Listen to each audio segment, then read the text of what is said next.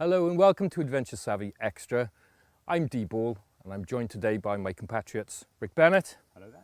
Tamlane Cobbett. We're going to go through our two knife choices as bushcraft instructors today to follow on from the episode that Andy did on knives. So what we're going to do is take a look at the knives that we use on a daily basis at work as bushcraft instructors and knives that we sort of use as daily carry as well. The knife I use on a daily basis when I'm instructing is the Mora Bushcraft Black. It's a nice sturdy knife. It's got a good thick back to the blade. It's got that nice Scandi grind. It's a nice carbon steel, so it's very easy to maintain that edge. For me, I mean, that's the thing, knife is all personal preference, isn't it? It's how it feels in your hand and whether you're comfortable using it on a daily basis and you don't want your hands getting tired. So this one, it fits my hand nicely, okay? The blade's not too long, but it's sturdy enough for sort of, I can batten with it. I can do feather sticks with this. As far as I know, it's got a half tang. A lot of people prefer a nice handmade knife. Now, for me, I'm on a budget. If I lose this, I'm not going to get too upset, or if it gets damaged. But this has served me really well for the last 5 years. They're a good budget knife. They're under sort of 40 quid, I think, last time I looked. It comes in a nice hard plastic case. It's not as aesthetically pleasing as a nice leather case, but it functions perfectly well, and that's what it is for me. Whether you've got this knife or one that costs a few hundred quid, essentially they're doing the same job. And you get people sort of talking about, oh, it hasn't got a full tang. It might break if you're levering things. If you're levering stuff with a knife and you're breaking blades, perhaps you shouldn't be using a knife, But that is my instructional knife. That's the one that's always at my side. It's not let me down. It's a great piece of kit, and it's a great piece of kit on a budget. I'd highly recommend that, indeed. The next knife, which might be a bit controversial, I don't know, is the Opinel. So the Opinel, it's a nice little folding French knife. This is in my pocket all day, every day. This is part of my everyday carry. It's a carbon steel blade. It's a bit thin, it's a single bevel straight to the edge. It's a very fine knife. It's nice for carving. They're great for cooking. In fact, this one, which is an Opinel number 10, they come in various sizes. That's come straight out of my kitchen. So that's one of my knives in the kitchen, and I use that regularly for cooking. But they're a great little knife. My dad used them when I was a kid, and that's why I got them. He'd buy me these things. They don't cost a great deal. It didn't matter a great deal if I lost it. It's lockable blade, so it's not going to close on you while you're doing any carving or whittling or whatever. Yeah, I like these Opinels for another reason. Is you do tend to get them with the rounded edge, so they're really good for starter knives for younger children. Without the point. Also, the locking, and the fact that you can fold it away means that it's not going to be a danger to them, and they can carry these without much of an issue. A sheath can come off as these things, they fold away, so therefore a lot safer for children to use, particularly with the rounded edge. Yeah, obviously it's a folder, it hasn't got a full tang. There is a point of weakness, but again, you shouldn't really be levering stuff or battening with these things, really. They're a bit weak.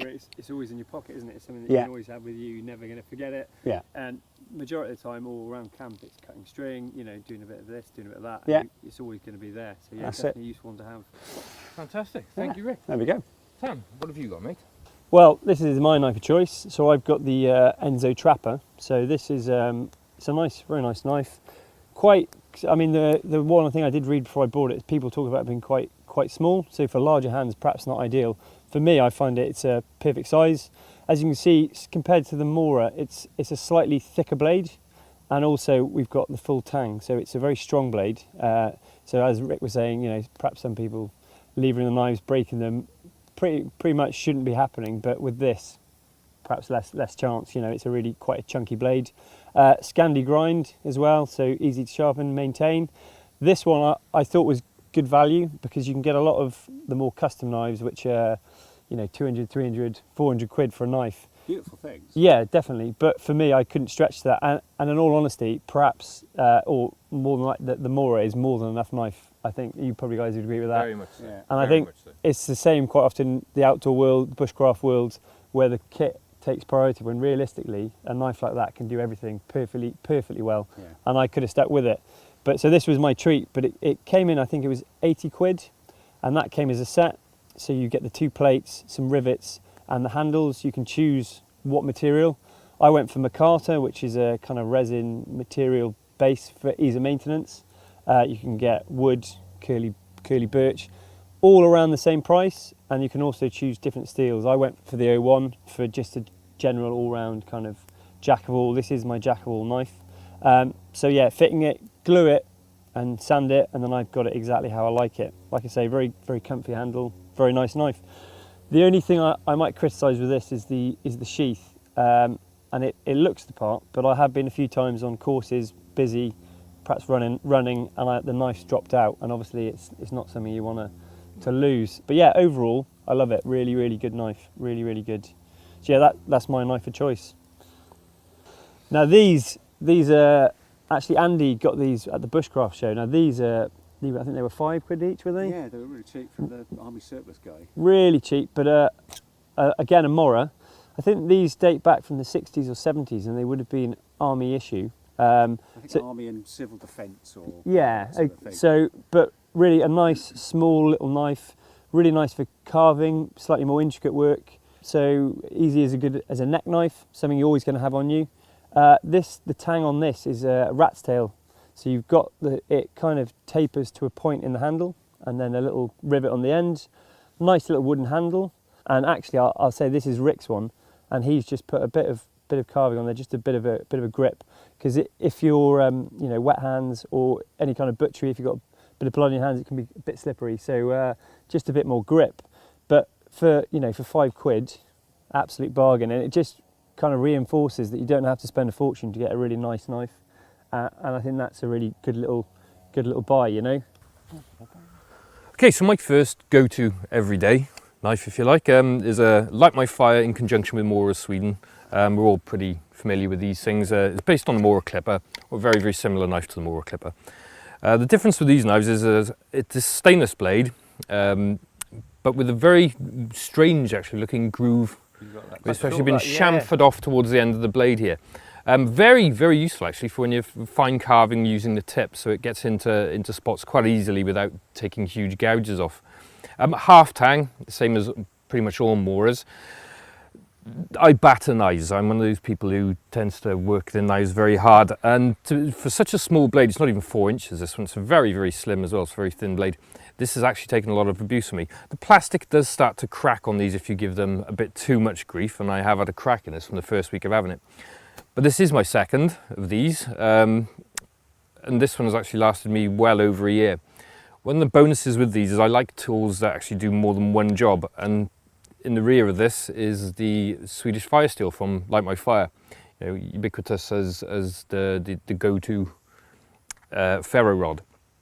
About 3,000 strikes in that one apparently. I've used it for over a year, and there's plenty of meat left on the bone. Hello, little girl, how you doing?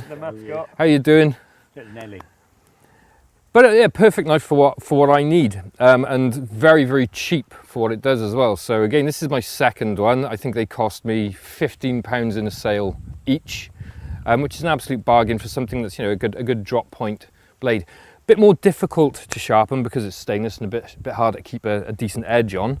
Just to add with the stainless, obviously it's got its benefits, any kind of marine environment, because absolutely. It doesn't take a lot, especially us down here. If you're doing coastal courses, all it takes is one time to forget to clean your knife, and you can be leave it packed away. Rusty mess. Yeah, rusty old Before mess. you know So, it.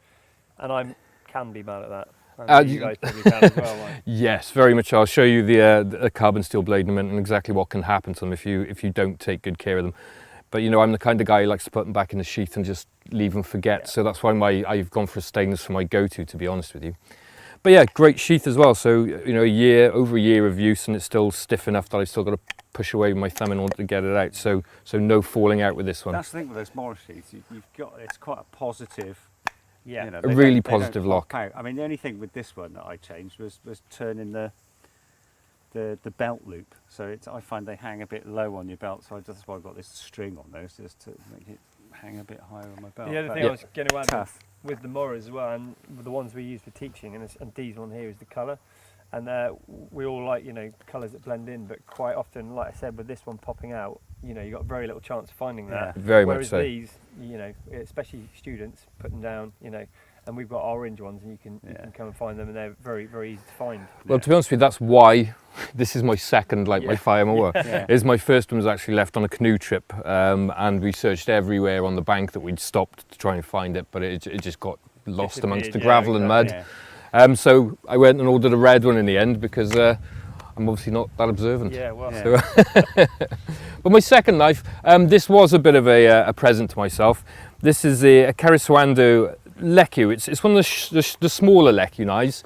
They're sort of halfway between your knife or your puku knife and the larger Lekus, which kind of like choppy. Yeah, a bit more choppy, like machete type instrument. So I can use this one for taking down brush, and I have actually taken down smaller trees with it, you know, only a few inches in diameter, but a really positive knife for heavier jobs. Fits in the hand perfectly. Really is a nice handle, but it's curly birch mixed with leather, brass, and a bit of antler handle. So between the two knives, between my light, my fire, and this, I've pretty much got every base covered. So for this one, I've got my carving and everyday tasks. This one is more for my battening, chopping, or taking, you know, large chunks out of things. Bit more abuse. But again, the problem is with these is very high carbon blade, brittle. So it has had a few chunks over the years. Scandinavian grind now, when I first picked it up, it did actually have a double bevel.